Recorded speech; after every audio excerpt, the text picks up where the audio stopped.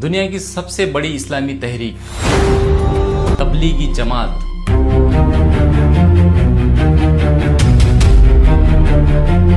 साल 1910-11 के बीच मौलाना मोहम्मद इलियास कांदलवी ने अपनी तालीम पूरी की और मकतब का निज़ाम देखने के लिए मेवात के सफ़र पर निकले। एक दिन मेवात के एक कस्बे में लोगों ने कहा, हजरत, हमारे यहाँ भी एक हाफिज कुरान है, आप उससे मिलिए। जब वो नौजवान सामने आया, मौलाना ने देखा चेहरा बिना दाढ़ी, बड़ी बड़ी मूछे, हाथ में कड़ा, हुलिया देखकर मौलाना का दिल बैठ गया। या अल्लाह, अगर एक हाफिज का ये हाल है तो आम मुसलमानों का क्या होगा। यही वो लम्हा था जब मौलाना के दिल की फिक्र एक छोटी सी चिंगारी से आग बन उठी।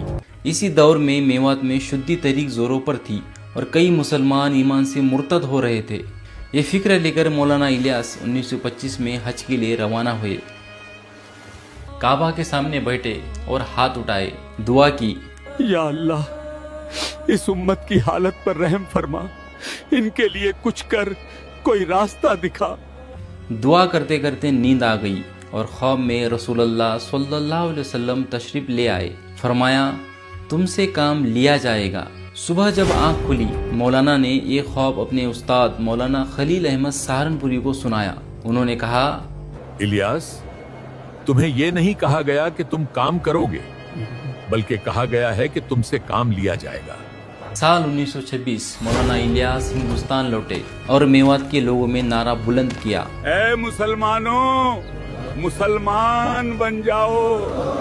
जब वो किसी गांव में जाते, मेव लोग मजदूरी को निकलते तो कहते, आज मेरे साथ मस्जिद में रहो, तुम्हारी मजदूरी मैं तुम्हें दूंगा।